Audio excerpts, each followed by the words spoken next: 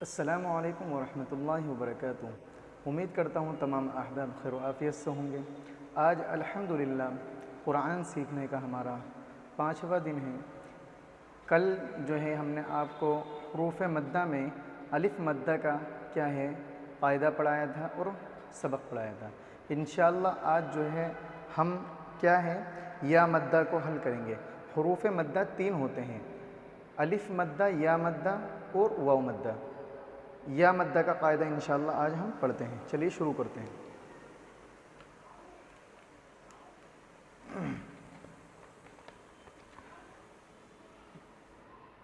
دیکھیے ہم نے الف بنایا، اس کے بعد ہم نے کیا ہے زیر دیا، حمزہ زیر ای، آواز کیا ہوگی ای۔ میں نے آپ کو بتایا تھا حرکت زبر زیر اور پیش کو بولتے ہیں، حرکت زبر زیر اور پیش کو بولتے ہیں۔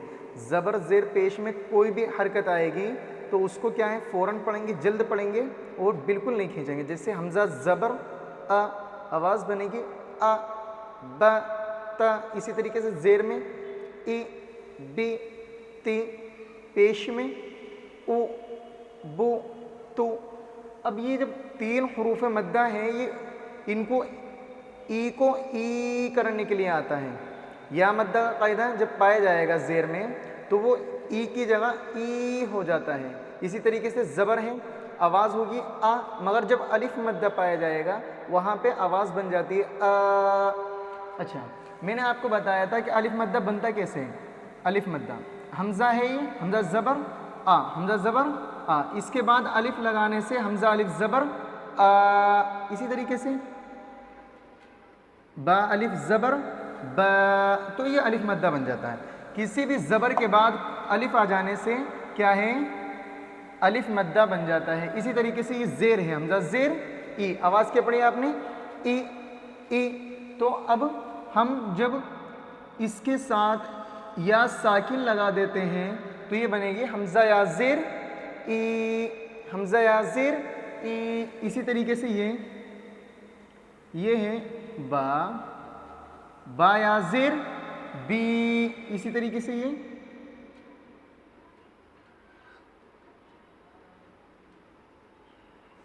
تا یا زیر کیا تی۔ تو کسی بھی زیر کے بعد، یہ زیر ہے کیا رائٹ سائڈ کیا ہے زیر ہے، اس کے لیفٹ میں کیا ہے یا ساکن۔ زیر کے بعد یا ساکن ہو، ادھر رائٹ میں دیکھنا ہے زیر، اس کے بعد لیفٹ سائڈ میں یہ دیکھنا ہے ہمیں کہ اگلا ورڈ کیا ہے۔ اگر یا ساکن ہے زیر کے بعد تو وہ کیا بن جاتا ہے یا مدہ۔ تو اس کو حمزہ زیر ای کی آواز کو کیا بنانے کے لیے آتا ہے، یہ ای سے ای، بی سے بی، تی سے تی۔ اچھا ایک کنفیوژن اور آ رہا ہوگا کہ بھئی یہ تا کیسے بنایا آپ نے، تو آپ دھیان رکھیں یہ جو ہے جب کسی ورڈ کے ساتھ تا یا با مل کے بنا جاتا ہے یا کے ساتھ خاص کر، تو وہ اسی طریقے سے شارٹ فارم میں لکھا جاتا ہے۔ جیسے بس ہم نقطوں سے پہچانیں گے، 2 نقطے اوپر ہوں گے تو تا ہوگا، ایسی 3 نقطے اوپر ہوں گے تو سا ہوگا۔ اسی طریقے سے کیا ہے 1 نقطہ اوپر ہوتا ہے تو وہ اس سمے نون ہوتا ہے، ٹھیک ہے۔ تو یہاں پہ ہم یا لگائیں گے، یہ زیر ہے، اس کے بعد تو یہ یا تا یا زیر سی، تو آواز بنے گی سی، ٹھیک ہے۔ اور یہ دیکھیے یہ میں نے بنایا جیم، جیم کے بعد کیا لگایا یا، کیا لگایا جیم کا نقطہ رکھا، اس کے بعد زیر لگایا، اس کے بعد یا ساکن کر دیا، ٹھیک ہے۔ تو جیم یا زیر جیم، اور ایک آواز ہوتی ہے یہ جیم ہم نے بنایا، یہ جیم کے بعد ہم نے خالی کیا دے دیا زیر دے دیا، تو یہاں پہ یا نہیں لگایا تو آواز کیا بنے گی جیم زیر جی، آواز جی۔ اسی طریقے سے یہاں پہ یا بھی لگایا ہے تو آواز جی۔ یہاں پہ ہم خالی حمزہ بناتے ہیں، ہم حمزہ، حمزہ زبر آ، آواز بنے گی آ، الف لگا دیا حمزہ الف زبر آ، آواز بنے گی آ، ٹھیک ہے۔ تو اس چیز کا ہمیں خاص دھیان رکھنا۔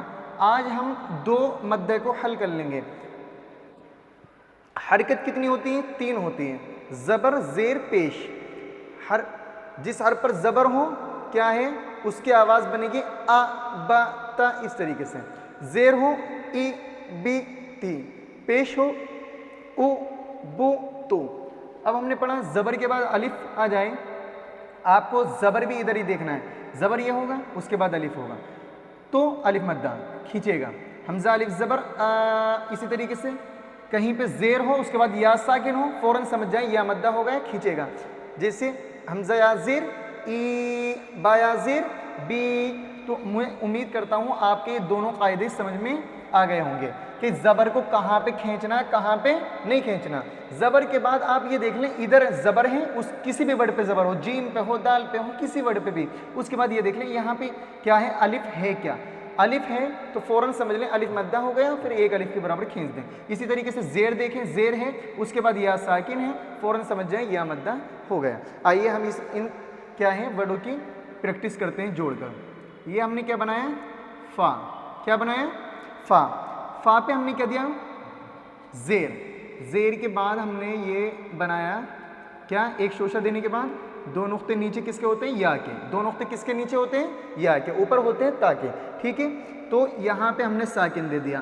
اب جب میں نے آپ کو بتایا کسی بھی ورڈ پہ زیر ہو اس کے بعد یا ساکن ہو تو وہ کیا ہے دونوں جڑ کے آواز بنے گی. جیسے فا ہے فی، قاف ہوتا قی، صاد ہوتا تو سی، زاد ہوتا زی.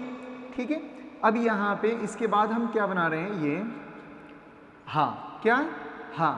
ہاں ہاں پہ ہم کیا ہے خالی حرکت دیں گے کس کی زیر کی. زیر بولے تو کسرہ بھی بولتے ہیں اس کو عربک میں اور اردو میں زیر بولتے ہیں. ٹھیک ہے تو یہ دیکھو فا یا زیر فی آواز بنی فی، ہا زیر ہی آواز بنی ہی.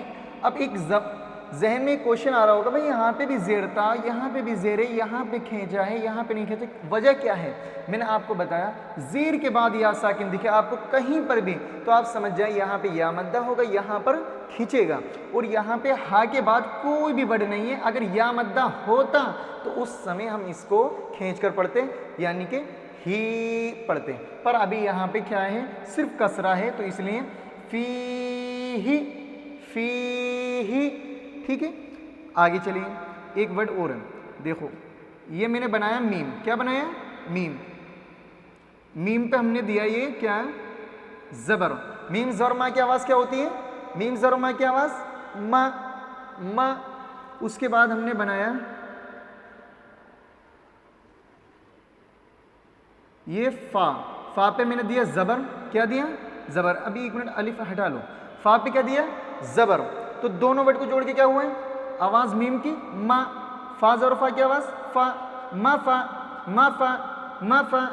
اس کے بعد ہم فا کے بعد الف لگا دیتے ہیں. زبر کے بعد میں نے آپ کو ابھی بتایا تھا کہ کسی بھی زبر کے بعد کسی بھی ورڈ پہ زبر ہو اس کے بعد جب الف آتا ہے تو وہ الف مدہ بن جاتا ہے تو اس سمے ہم اسے کیا ہے کھینچ کر پڑھتے ہیں. جیسے فا الف زبر فا آواز بنے گی فا. ما کی ما، فا ما. فا بھی نہیں کہیں گے اسے. بہت سارے بچے کیا کرتے ہیں اس میں جھٹکا دے دیتے ہیں بلکہ بالکل کیا ہے آرام سے بولتے ہیں ہم ما فا. ٹھیک ہے ما فا. اس کے بعد ہم کیا بناتے ہیں یہ دو نقطے اوپر کس کے ہوتے ہیں تا کے. اس کے بعد ہم نے کیا دیا یہ زیر. کیا دیا زیر. کیا زیر. اس کے بعد ہم نے یہ پھر دوبارہ یا دے دیا. کیا یا. اب آپ کو معلوم ہے کہ کسی بھی ورڈ پہ کیا ہے زیر ہو اس کے بعد یا ساکن ہو تو وہ یا مدہ بن جاتا ہے. کیا بنتا ہے یا مدہ. تو اب اس سمے ہم تا کو کھینچ کر پڑھیں گے. جیسے تا یا زیر تی. ہم نے پہلے دونوں ورڈ کو جوڑ کے کیا بنایا تھا ما فا، ما فا. تا یا زیر تی، ما فا تی. یہ جوڑنے کا طریقہ ہوتا ہے کہ پہلے ایک ورڈ کی آواز نکالیں گے. جیسے میم ہے تو ماں کی آواز نکالیں ما، ما فا، ما فا. پورا پہلے کھینچو آرام سے ما فا تی، ما فا تی. اب اس کے بعد ہم آخری اس کا ورڈ ہے ہا. کیا ہا. ہا بنایا ہم نے یہ. اس کے بعد ہا پہ ہم نے پیش دے دیا. ہا پیش ہو. آواز کیا پڑھی آپ نے؟ ہا پیش ہو، ہا پیش ہو. ما فا مفاتی مفاتی حو حو، بڑے ہا کو آخری حلق سے نکالتے ہیں. حو مفاتیح. ٹھیک ہے، آپ انشاءاللہ امید ہے آپ ان سے سمجھ رہے ہوں گے ورڈ کو. اب اسی طریقے سے ہم ایک ورڈ اور لیتے ہیں. یہ بنایا ہم نے کیا؟ کاف. کیا بنایا؟ کاف پہ ہم نے دیا کسرہ. کسرہ بولے تو زیر. کاف زیر کی آواز کیا ہوگی؟ کی.